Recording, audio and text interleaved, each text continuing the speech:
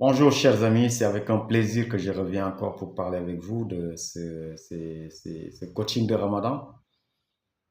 Pour vous parler de l'importance de l'hydratation. Vous savez que l'eau, c'est vraiment un liquide important. Notre corps est constitué à presque 80% d'eau. Et le Ramadan est un moment de nettoyage, un moment de purification, un moment de détoxification.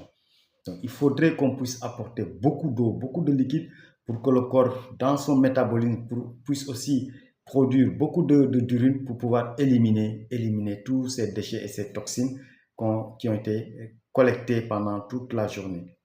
Donc, il faudrait dès le matin, lors du petit déjeuner, boire beaucoup d'eau. Et au-delà de l'eau classique, on peut aussi manger beaucoup d'aliments riches en eau. Ce sont les fruits, comme je l'ai dit, parce que lors du petit déjeuner, nous nous recommandons beaucoup de fruits pour pouvoir non seulement apporter les micronutriments nécessaires, pour bien nourrir les cellules, pour bien apporter la matière première nécessaire, mais au-delà de ça, c'est des aliments liquides qui vont nous aider aussi à renforcer notre hydratation.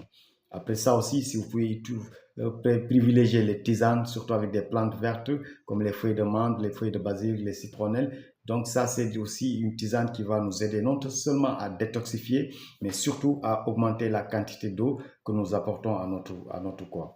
Le soir aussi à la coupure, c'est le même principe, favoriser énormément l'hydratation de par déjà l'eau.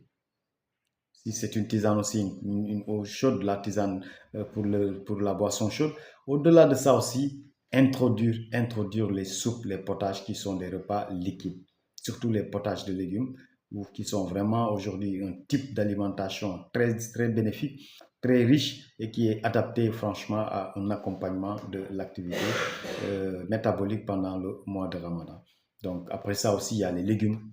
Les légumes, ça apporte aussi beaucoup d'eau et c'est ça qui nous permet de pouvoir compenser un peu le déficit hydrique qu'on peut éventuellement constater pendant le mois de Ramadan parce qu'on peut rester toute une journée sans boire. Et donc, les seuls moments où on a la possibilité de mettre beaucoup d'eau, c'est le matin au petit déjeuner et lors des repas aussi, surtout à la coupure. Je pense que c'est vraiment des moments très spéciaux au cours desquels on peut se rappeler de l'importance de l'hydratation et surtout apporter beaucoup d'eau. Donc, éviter les boissons, éviter les jus trop sucrés, éviter le sucre, surtout les aliments hyper sucrés qui malheureusement aussi vont en fait contribuer à faire une rétention d'eau pour un peu neutraliser l'acidité.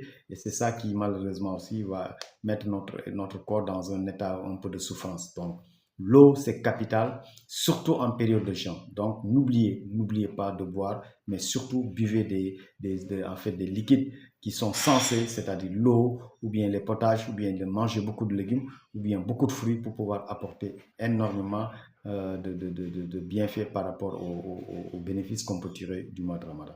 Merci à vous et au prochain coaching Ramadan.